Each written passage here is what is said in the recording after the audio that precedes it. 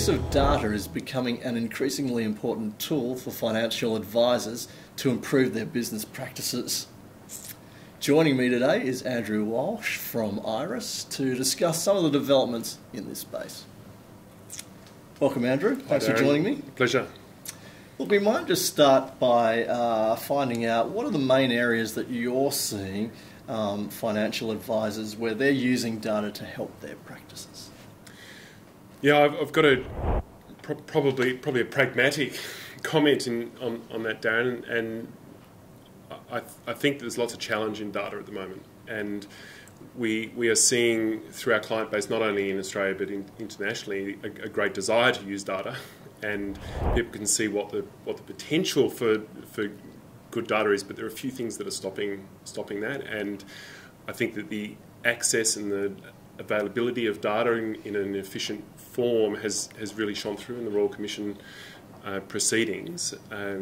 The thing that we are observing is that there's lots of appetite, but the strategy that underpins what data will be used for and how it will be used in a business isn't there. It's just all about wanting and grabbing more data. Right.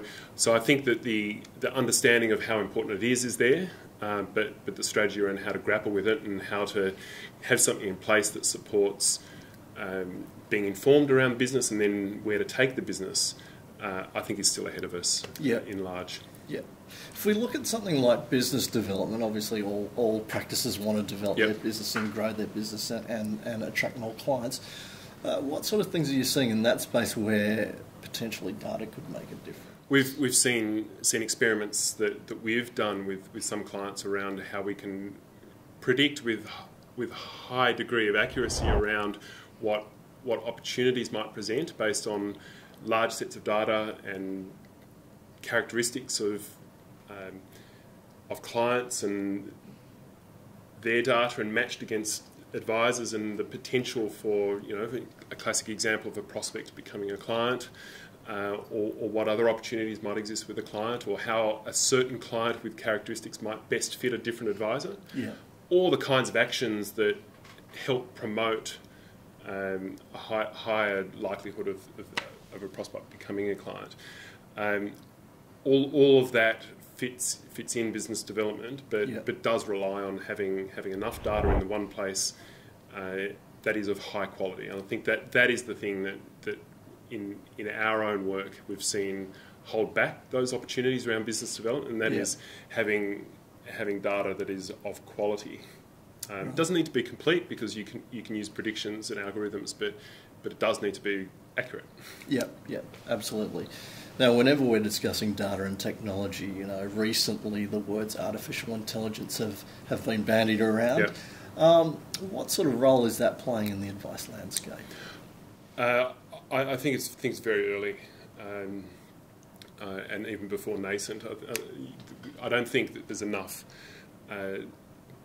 data in place at a high enough quality that will give accuracy through to some of those machine learning AI opportunities. Yeah. I also think there's a people issue or a people change aspect, that people will need to trust what comes out of the engine at the other side. Yeah. And I think that will take some time for businesses to work through, but we're certainly seeing with data quality, with a data strategy, that there is great opportunity ahead. And the focus that we're seeing across our clients is get your data at a high quality, make sure you're informed around what's happening in your business, and there's been a bit of a realisation that actually needs to be the right base before we get too excited about what's out there, because without the first you can't really get to the second easily. So when we're talking about getting your data in the best shape as possible, obviously data feeds play a big part in that, and data integration, that sort of stuff. Can you tell us what sort of innovations IRESS has made in this area in recent times? Yeah, so connectivity and data access are really important. We've had a strong history of making sure that we're connected as much as possible to third-party platforms in particular, and service providers.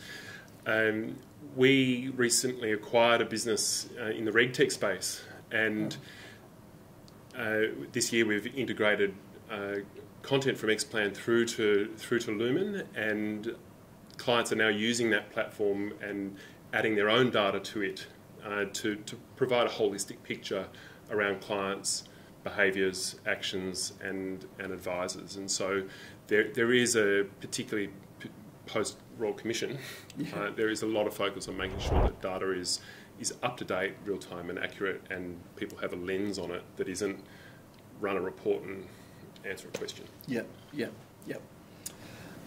Some of the things that we've seen are the ability to customise these sorts of data integrations. Yep. Do you see a time where pure tailored solutions would be playing a part in this area? I think pure tailored solutions are really expensive, both in terms of requiring a business that isn't a software business to do that kind of work, and then also maintain that. I think the